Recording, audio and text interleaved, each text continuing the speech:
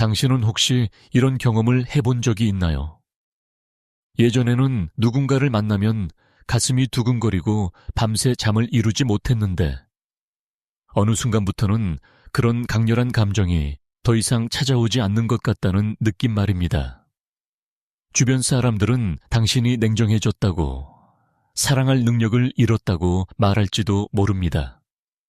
하지만 정말 그럴까요? 칼 융은 인간의 심리를 평생 탐구하면서 한 가지 중요한 발견을 했습니다. 우리가 사랑이라고 부르는 그 격렬한 감정의 대부분은 사실 사랑이 아니라는 것입니다. 그것은 우리 내면의 상처와 결핍이 만들어낸 환상이며 우리가 채우지 못한 무언가를 상대방에게서 찾으려는 절박한 시도라는 것이지요. 그렇다면 깨어난 사람, 즉 자신의 내면을 깊이 들여다보고 스스로를 온전히 만난 사람은 왜 더 이상 그렇게 사랑에 빠지지 않는 걸까요? 그들은 정말 사랑할 능력을 잃은 걸까요? 아니면 전혀 다른 차원의 사랑을 시작한 걸까요? 오늘 우리는 이 깊고도 중요한 질문을 함께 탐구해 보려고 합니다. 우리는 흔히 사랑에 빠진다는 표현을 사용합니다. 영어로도 fall in love, 즉 사랑 속으로 떨어진다고 말하지요. 이 표현 자체가 이미 많은 것을 말해줍니다. 떨어진다는 것은 통제를 잃는다는 의미입니다. 중력에 이끌려 아래로 추락하듯 우리는 어떤 힘에 이끌려 사랑이라는 상태로 빠져들어갑니다. 그 순간 우리는 더 이상 우리 자신이 아닙니다. 칼 융은 이것을 투사라고 불렀습니다. 우리가 상대방에게서 보는 것은 실제로 그 사람이 아니라 우리 내면에 있는 이미지, 우리가 간절히 원하는 무언가의 반영이라는 것입니다. 융은 남성의 내면에는 아니마라고 불리는 여성적 이미지가 있고 여성의 내면에는 아니무스라고 불리는 남성적 이미지가 있다고 말했습니다. 이것은 우리가 태어나면서부터 집단 무의식 속에 가지고 있는 원형적 이미지입니다. 문제는 우리가 이 내면의 이미지를 외부의 실제 사람에게 투사한다는 것입니다. 당신이 어떤 사람을 처음 만났을 때 마치 운명처럼 느껴지고 그 사람이 완벽해 보인다면 그것은 아마도 그 사람이 당신의 아니마나 아니무스와 일치하기 때문일 것입니다. 하지만 그것은 착각입니다. 당신은 그 사람을 보는 것이 아니라 당신 자신의 내면을 보고 있는 것입니다. 한국 사회에서 자란 우리는 특히 이런 투사에 취약합니다. 우리는 어릴 때부터 자신의 진정한 모습을 드러내기보다는 다른 사람들이 원하는 모습으로 살아가도록 배웠습니다. 부모님이 원하는 자녀, 선생님이 원하는 학생, 사회가 원하는 구성원이 되어야 했지요. 그 과정에서 우리는 진정한 자신을 잃어버렸습니다. 융은 이렇게 사회가 요구하는 가면을 페르소나라고 불렀습니다. 우리는 너무 오랫동안 페르소나를 쓰고 살아왔기 때문에 그것을 벗었을 때 그 아래에 누가 있는지조차 모릅니다. 그래서 우리는 사랑을 통해 구원받기를 원합니다. 누군가 진짜 나를 알아봐 주기를, 내가 쓰고 있는 가면 너머의 진정한 나를 사랑해 주기를 간절히 바랍니다. 하지만 아이러니하게도 우리는 상대방에게도 똑같은 투사를 합니다. 우리는 상대방의 진짜 모습을 보지 못합니다. 우리가 보는 것은 우리가 원하는 이미지, 우리의 결핍을 채워줄 것 같은 환상일 뿐입니다. 두 사람이 서로에게 환상을 투사하고 그 환상과 사랑에 빠지는 것, 이것이 우리가 사랑이라고 부르는 것의 실체입니다. 이런 사랑은 필연적으로 고통으로 이어집니다. 왜냐하면 환상은 언젠가 깨지기 마련이기 때문입니다. 시간이 지나면서 우리는 상대방이 우리가 투사한 이미지와 다르다는 것을 발견하게 됩니다. 완벽해 보이던 사람에게서 결점이 보이기 시작합니다. 우리를 구원해 줄 것 같던 사람이 자신의 문제와 상처로 가득 차 있다는 것을 알게 됩니다. 그러면 우리는 배신감을 느낍니다. 당신이 날 속였다고, 당신은 내가 생각했던 사람이 아니라고 비난합니다. 하지만 진실은 상대방이 변한 것이 아니라 우리의 환상이 깨진 것입니다. 많은 사람들이 이 시점에서 관계를 끝냅니다. 그리고 다시 새로운 사람을 찾아 나섭니다. 이번에야말로 진짜 사랑을 찾을 수 있을 거라는 희망을 가지고 말입니다. 하지만 같은 패턴이 반복됩니다. 처음에 강렬한 열정, 점차 드러나는 실망, 결국 찾아오는 이별. 이것은 우연이 아닙니다. 우리가 내면의 문제를 해결하지 않는 한 우리는 계속해서 같은 유형의 사람에게 끌리고 같은 문제를 반복하게 됩니다. 윤근 이것을 컴플렉스라고 불렀습니다. 우리 무의식 속에 있는 해결되지 않은 감정적 매듭이 우리의 선택과 행동을 반복적으로 지배하는 것입니다. 여기서 중요한 전환점이 찾아옵니다. 어떤 사람들은 이 고통스러운 반복을 겪으면서 깨닫기 시작합니다. 문제가 다른 사람에게 있는 것이 아니라 자기 자신에게 있다는 것을 말입니다. 이것은 매우 고통스러운 깨달음입니다. 왜냐하면 우리는 문제의 원인을 외부에서 찾고 싶어 하기 때문입니다. 내가 불행한 것은 나쁜 파트너를 만났기 때문이고, 내가 사랑받지 못하는 것은 나를 이해해주는 사람을 만나지 못했기 때문이라고 생각하고 싶어 합니다. 하지만 진정한 성장은 이 편안한 거짓말에서 벗어날 때 시작됩니다. 윤기 말한 개인화 과정은 바로 이 지점에서 시작됩니다. 개인화란 자신의 무의식을 의식화하고 진정한 자기 자신이 되어가는 과정입니다. 이것은 쉬운 여정이 아닙니다. 우리는 자신의 그림자, 즉 우리가 부정하고 억압해온 내면의 어두운 부분들과 마주해야 합니다. 우리가 다른 사람들에게서 참을 수 없다고 느끼는 특성들이 사실은 우리 자신 안에도 있다는 것을 인정해야 합니다. 우리가 상대방에게 투사했던 모든 환상들을 거두어들이고 그것들이 실은 우리 자신의 일부였다는 것을 받아들여야 합니다. 이 과정은 고독합니다. 왜냐하면 이것은 본질적으로 혼자 해야 하는 여정이기 때문입니다. 아무도 당신을 대신해서 당신의 무의식과 마주할 수 없습니다. 아무도 당신을 대신해서 당신의 상처를 치유할 수 없습니다. 많은 사람들이 이 고독을 견디지 못하고 다시 관계 속으로 도피합니다. 누군가와 함께 있으면 적어도 외롭지는 않을 테니까요. 하지만 이것은 진정한 해결책이 아닙니다. 단지 문제를 미루는 것일 뿐입니다. 깨어난 사람은 이 고독을 견뎌냅니다. 그들은 자신과 함께 있는 법을 배웁니다. 처음에는 고통스럽습니다. 자신의 모든 결점과 상처와 두려움과 마주하는 것은 견디기 힘든 일입니다. 하지만 점차 놀라운 일이 일어나기 시작합니다. 자신을 있는 그대로 보고 받아들일 때 우리는 비로소 온전해지기 시작합니다. 우리는 더 이상 다른 사람에게서 우리를 완성시켜줄 무언가를 찾지 않아도 됩니다. 우리는 이미 완전하기 때문입니다. 이것이 바로 깨어난 사람이 더 이상 사랑에 빠지지 않는 이유입니다. 그들은 사랑할 능력을 잃은 것이 아닙니다. 오히려 그 반대입니다.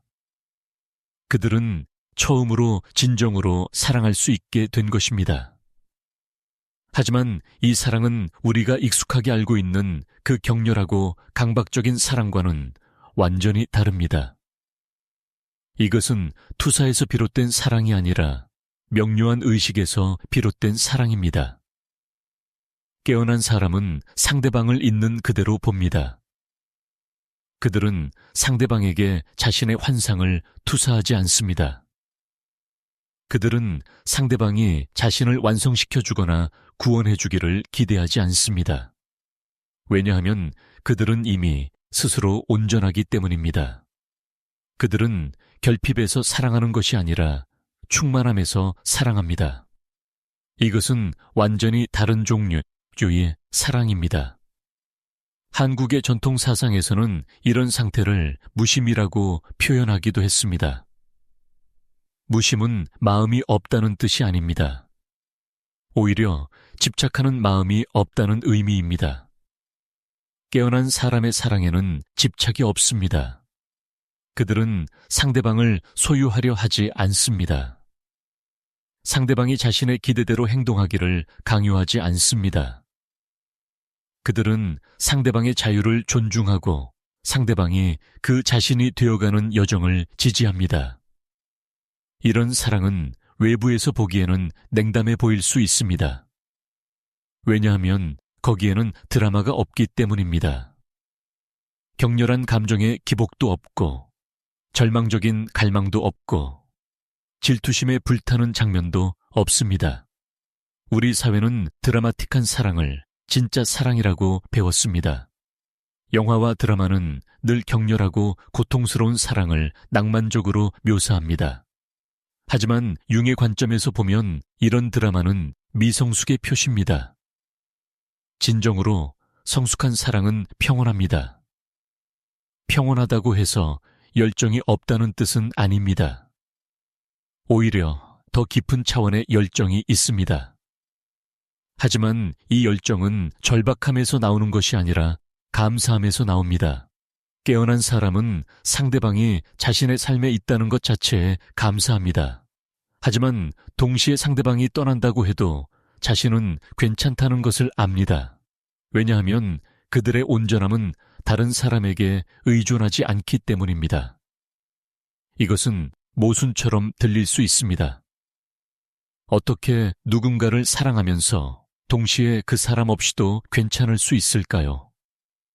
하지만 이것이야말로 진정한 사랑의 역설입니다.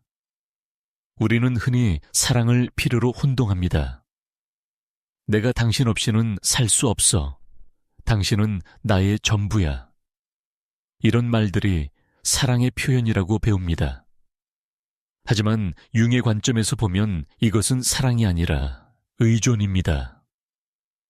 진정한 사랑은 두 명의 온전한 개인이 만나는 것입니다. 서로를 필요로 해서가 아니라 서로를 선택해서 함께하는 것입니다. 이런 사랑에서는 자유가 있습니다. 서로가 서로를 올가매지 않습니다. 각자가 자신의 개인화 여정을 계속할 수 있는 공간이 있습니다. 많은 사람들이 이런 사랑을 두려워합니다. 왜냐하면 그것은 안전하지 않게 느껴지기 때문입니다.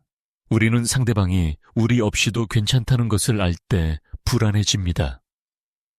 그럼 그 사람이 떠나면 어떻게 하지? 더 좋은 사람을 만나면 어떻게 하지? 이런 두려움이 생깁니다. 하지만 이 두려움은 우리가 아직 깨어나지 못했다는 증거입니다. 우리가 여전히 타인의 사랑을 통해 자신의 가치를 증명받으려 한다는 의미입니다. 깨어난 사람은 이런 두려움에서 자유롭습니다. 그들은 자신의 가치가 다른 사람의 인정에 달려있지 않다는 것을 압니다.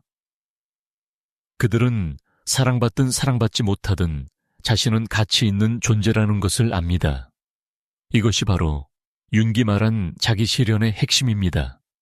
자기 실현이란 외부의 승인이 아니라 내면의 확신에서 오는 것입니다.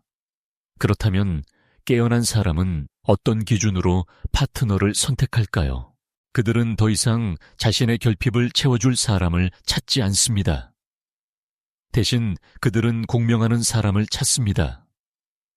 공명이란 두 개의 온전한 존재가 만났을 때 일어나는 조화로운 울림입니다. 이것은 투사와는 완전히 다릅니다. 투사는 환상이지만 공명은 실제입니다. 공명하는 관계에서 두 사람은 서로를 있는 그대로 봅니다. 그들은 서로의 빛뿐만 아니라 그림자도 받아들입니다. 그들은 서로를 완벽하게 만들려고 하지 않습니다. 대신 그들은 서로가 더 깊이 자기 자신이 되도록 돕습니다. 이런 관계에서 갈등은 파괴적이지 않고 창조적입니다. 갈등을 통해 두 사람은 서로에 대해 그리고 자신에 대해 더 많이 배웁니다. 윤근, 결혼을 개인화의 중요한 수련장이라고 보았습니다. 왜냐하면 친밀한 관계만큼 우리의 그림자를 명확하게 드러내는 것은 없기 때문입니다. 우리가 가장 사랑하는 사람 앞에서 우리는 가장 취약해지고 바로 그 취약함 속에서 우리의 숨겨진 상처들이 모습을 드러냅니다. 깨어나지 못한 사람은 이것을 상대방의 잘못으로 돌립니다. 당신이 나를 화나게 만들었어. 당신이 나를 불행하게 만들었어. 이렇게 말하지요. 하지만 깨어난 사람은 이런 순간들을 자기인식의 기회로 봅니다. 왜 나는 지금 이렇게 강하게 반응하고 있는가? 내 안에 어떤 상처가 건드려진 것인가? 이것은 나에게 무엇을 가르쳐 주는가? 이런 질문들을 통해 그들은 계속해서 자신을 더 깊이 알아가고 더 온전해져 갑니다. 그리고 이 과정에서 관계 또한 더 깊어지고 진실해집니다. 한국 사회에서 우리는 관계의 조화를 매우 중요하게 여깁니다. 하지만 많은 경우 이 조화는 진정한 조화가 아니라 갈등의 회피입니다. 우리는 상대방을 화나게 하지 않기 위해, 관계를 깨뜨리지 않기 위해 자신의 진실한 감정을 숨깁니다. 우리는 참고 또 참습니다. 하지만 이렇게 억압된 감정은 사라지지 않습니다. 그것은 무의식 속에 쌓여서 어느 날 폭발하거나 우울증이나 신체 증상으로 나타납니다. 깨어난 사람은 거짓 조화와 진정한 조화를 구분합니다. 진정한 조화는 갈등이 없는 것이 아니라 갈등을 건강하게 다룰 수 있는 것입니다. 그들은 자신의 진실을 말할 수 있고 상대방의 진실도 들을 수 있습니다. 그들은 의견이 다를 때 그것이 관계의 끝을 의미하지 않는다는 것을 압니다. 오히려 그것은 두 사람이 서로 다른 개인이라는 건강한 증거입니다. 이런 관계에서는 침묵도 다릅니다. 깨어나지 못한 관계에서 침묵은 종종 불편하고 어색합니다. 우리는 침묵을 채우기 위해 불필요한 말들을 쏟아냅니다. 하지만 깨어난 사람들 사이의 침묵은 편안합니다. 그들은 함께 있으면서도 각자 자신의 내면 공간을 유지할 수 있습니다. 그들은 상대방이 자신을 즐겁게 해주기를 기대하지 않습니다. 그들은 각자가 자신의 내면과 연결되어 있고 그 연결 속에서 자연스럽게 서로에게 열려 있습니다. 윤근 인생의 후반부, 특히 중년 이후가 개인화의 가장 중요한 시기라고 보았습니다. 젊을 때 우리는 외부 세계에 집중합니다. 성공하고 인정받고 사회적 지위를 얻는 것이 중요합니다. 하지만 중년이 되면 많은 사람들이 공허함을 느낍니다. 외적으로는 모든 것을 이루었는데도 뭔가 중요한 것이 빠진 것 같은 느낌입니다. 이것은 위기가 아니라 기회입니다. 이제 내면으로 눈을 돌릴 때가 된 것입니다. 많은 중년의 사람들이 이 시기에 관계의 변화를 경험합니다. 수십 년을 함께 산 배우자가 낯설게 느껴지기도 하고 혼자 있고 싶은 욕구가 강해지기도 합니다. 우리 사회는 이것을 문제로 봅니다. 당신들은 왜 예전처럼 다정하지 않느냐, 사이가 멀어진 것 아니냐고 묻습니다. 하지만 융의 관점에서 보면 이것은 자연스러운 과정입니다. 두 사람이 각자 자신의 개인화 여정으로 들어가고 있는 것입니다. 이 시기를 지혜롭게 통과하면 관계는 완전히 새로운 차원으로 들어갑니다. 두 사람은 더 이상 서로에게 의존하지 않지만 더 깊이 연결됩니다. 그들은 각자 온전한 개인으로서 서로를 만나고 그 만남 속에서 이전에는 경험하지 못했던 친밀함을 발견합니다. 이것은 젊었을 때의 열정적인 사랑과는 다르지만 훨씬 더 깊고 안정적입니다. 깨어난 사람의 사랑에는 또 다른 특징이 있습니다. 그것은 집착이 아니라 자비입니다. 그들은 상대방을 자신의 행복의 원천으로 보지 않기 때문에 상대방에게 부담을 주지 않습니다. 그들은 상대방이 완벽하기를 요구하지 않습니다.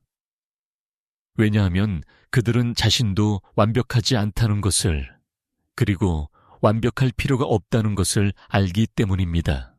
이런 수용 속에서 사람은 비로소 진정으로 이완됩니다. 자신을 증명하려고 애쓰지 않아도 되고, 좋은 인상을 유지하려고 노력하지 않아도 됩니다. 윤근 사랑을 신성한 것으로 보았습니다. 하지만 그가 말한 신성함은 종교적 교리나 도덕적 규범과는 다릅니다. 그것은 두 사람이 각자의 가장 깊은 자기와 연결되어 있을 때 일어나는 신비로운 만남입니다. 이런 만남에서 사랑은 단순히 감정이 아니라 영적 체험이 됩니다. 두 사람은 서로를 통해 자신의 내면 깊숙이 있는 신성함을 발견합니다. 물론 이런 사랑에 도달하는 것은 쉽지 않습니다. 그것은 긴 여정을 필요로 합니다. 자신의 그림자와 마주하는 용기, 환상을 내려놓는 슬픔, 혼자 서는 외로움을 견디어야 합니다. 많은 사람들이 이 여정을 시작했다가 중간에 포기합니다. 고통이 너무 크고 외로움이 너무 깊기 때문입니다. 그들은 다시 익숙한 패턴으로 돌아갑니다. 새로운 사람을 만나고 다시 사랑에 빠지고 같은 실망을 경험하는 것입니다. 하지만 이 여정을 끝까지 가는 사람들에게는 놀라운 보상이 기다립니다. 그들은 더 이상 사랑을 통해 자신을 증명하거나 구원받으려 하지 않습니다. 그들은 이미 완전하고 이미 자유롭고 이미 사랑받을 가치가 있습니다. 이런 상태에서 그들이 누군가를 만날 때 그것은 진정으로 선택입니다. 의무도 아니고 두려움도 아니고 결핍도 아닌 순수한 선택입니다. 그리고 이런 선택에서 비롯된 사랑은 지속됩니다. 왜냐하면 그것은 환상에 기반하지 않았기 때문에 깨질 환상이 없기 때문입니다. 그것은 투사에서 시작되지 않았기 때문에 투사가 거두어질 때 사라지지 않습니다. 그것은 두 사람의 진실한 만남이고 그 만남은 시간이 지나면서 더 깊어질 뿐입니다. 윤근 인생을 개인화의 과정으로 보았습니다. 우리는 태어날 때 잠재력으로 태어나지만 그 잠재력을 실현하는 것은 평생의 작업입니다. 사랑은 이 과정의 중요한 부분입니다. 하지만 사랑 자체가 목적은 아닙니다. 사랑은 우리가 더 온전한 자기 자신이 되어가는 과정에서 자연스럽게 흘러나오는 것입니다. 깨어난 사람이 더 이상 사랑에 빠지지 않는다는 것은 그들이 사랑하지 않는다는 의미가 아닙니다. 오히려 그들은 더 깊고 진실하게 사랑합니다. 하지만 그 사랑은 통제를 잃는 추락이 아니라 의식적인 선택입니다. 그것은 절망적인 갈망이 아니라 평온한 헌신입니다. 그것은 소유하려는 집착이 아니라 자유를 존중하는 연결입니다. 이런 사랑을 경험해 본 사람은 다시는 예전의 드라마틱한 사랑으로 돌아가고 싶어 하지 않습니다. 그들은 평온함이 냉담함이 아니라는 것을, 침착함이 무관심이 아니라는 것을, 독립성이 거리두기가 아니라는 것을 압니다. 그들은 진정한 친밀함은 융합이 아니라 두 개의 온전함의 만남이라는 것을 압니다. 당신이 지금 이런 변화를 경험하고 있다면 당신 자신을 의심하지 마세요. 당신이 사랑할 능력을 잃은 것이 아닙니다. 당신은 단지 더 이상 환상과 사랑에 빠지지 않을 뿐입니다. 당신은 이제 진실과 사랑에 빠질 준비가 된 것입니다. 이것은 상실이 아니라 성장입니다. 이것은 끝이 아니라 시작입니다. 당신의 가장 깊고 진실한 사랑의 시작 말입니다. 윤근 우리 각자가 내면의 치유자를 가지고 있다고 말했습니다. 우리는 다른 사람이 우리를 치유해 주기를 기다릴 필요가 없습니다. 우리 안에 이미 치유의 능력이 있습니다. 우리가 해야 할 일은 그것을 깨우는 것입니다. 그리고 우리가 스스로를 치유할 때 우리는 비로소 다른 사람도 치유할 수 있습니다. 상처받은 사람이 상처받은 사람을 만나면 더 큰 상처만 생깁니다. 하지만 치유된 사람이 상처받은 사람을 만나면 치유가 일어납니다.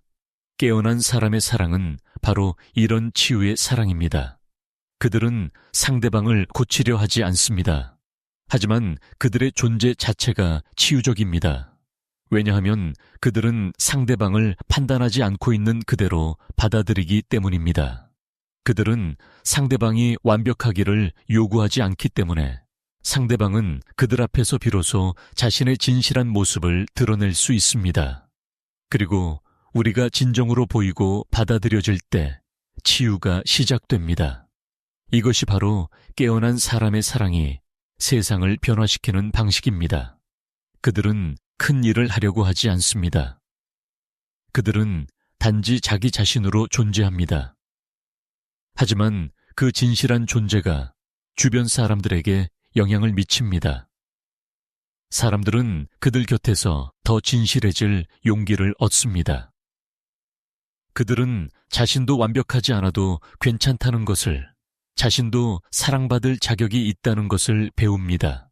지금 이 순간 당신이 깨어남의 여정에 있다면 당신은 혼자가 아닙니다.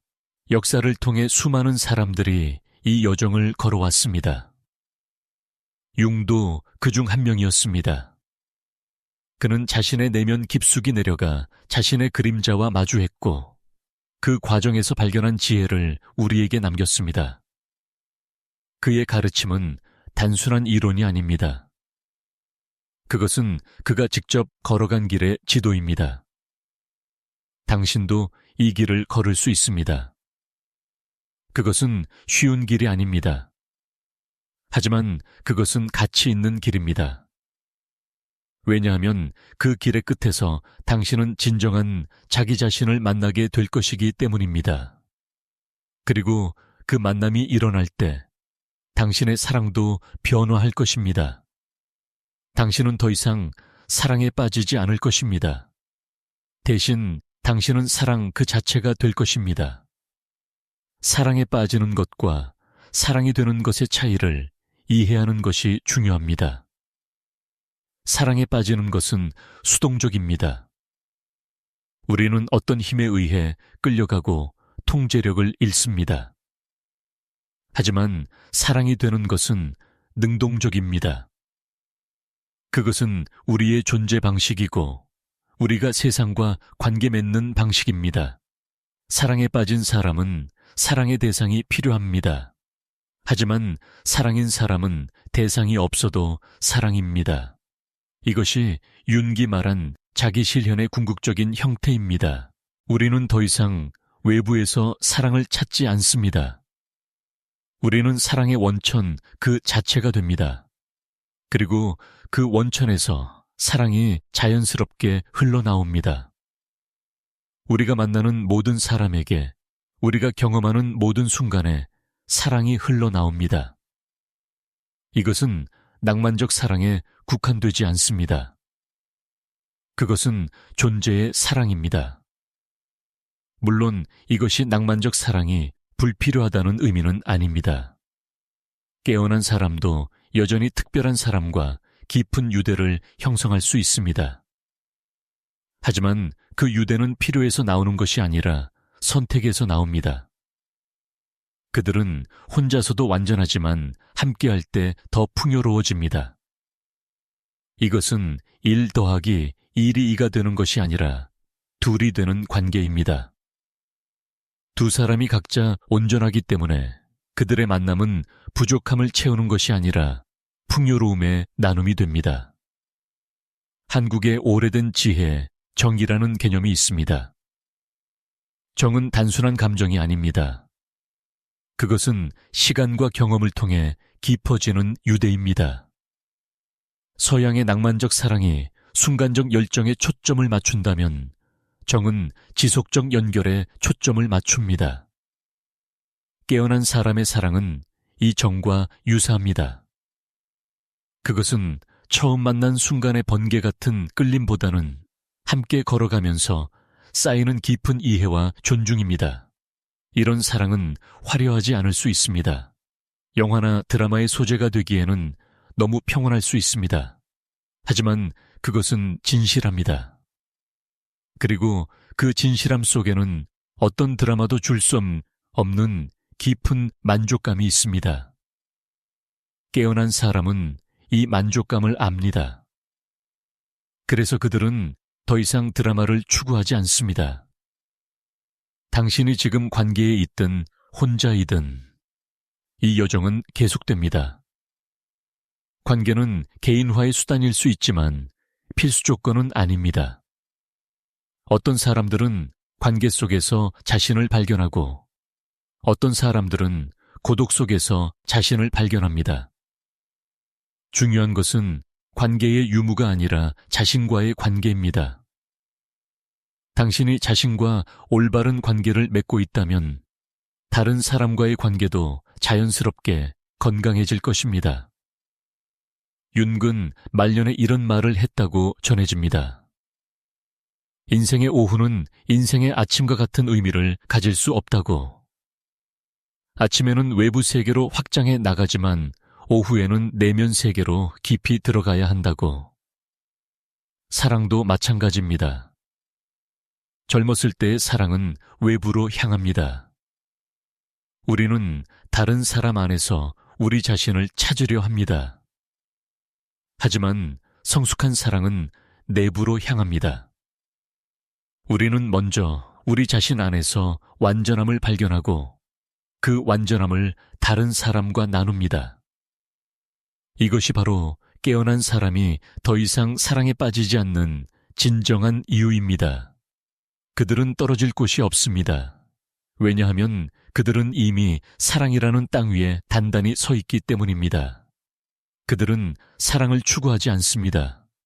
왜냐하면 그들은 이미 사랑 안에 있기 때문입니다. 그들의 존재 자체가 사랑의 표현이기 때문입니다. 오늘 우리가 함께 탐구한 이 여정은 결코 쉽지 않습니다. 하지만 당신이 이 글을 여기까지 읽었다는 것은 당신 안에 이미 깨어남을 향한 갈망이 있다는 증거입니다. 그 갈망을 신뢰하세요. 그것은 당신의 가장 깊은 자기가 당신을 부르는 소리입니다. 비록 지금은 외롭고 혼란스러울지라도 이 여정의 끝에서 당신은 당신이 찾던 모든 것을 발견할 것입니다. 그리고 당신이 발견할 것은 다른 사람이 아니라 바로 당신 자신입니다. 당신 안에는 이미 모든 것이 있습니다. 당신이 찾아 헤매던 사랑도, 평화도, 온전함도 모두 당신 안에 있습니다. 다만 당신이 아직 그것을 발견하지 못했을 뿐입니다.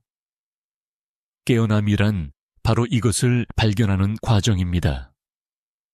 그리고 당신이 그것을 발견할 때 당신의 삶은 완전히 변화할 것입니다. 당신의 사랑도, 당신의 관계도, 당신이 세상을 보는 방식도 모두 변화할 것입니다. 하지만 가장 중요한 변화는 당신 자신과의 관계입니다. 당신이 마침내 당신 자신과 평화를 이루고 당신 자신을 사랑하게 되는 것입니다.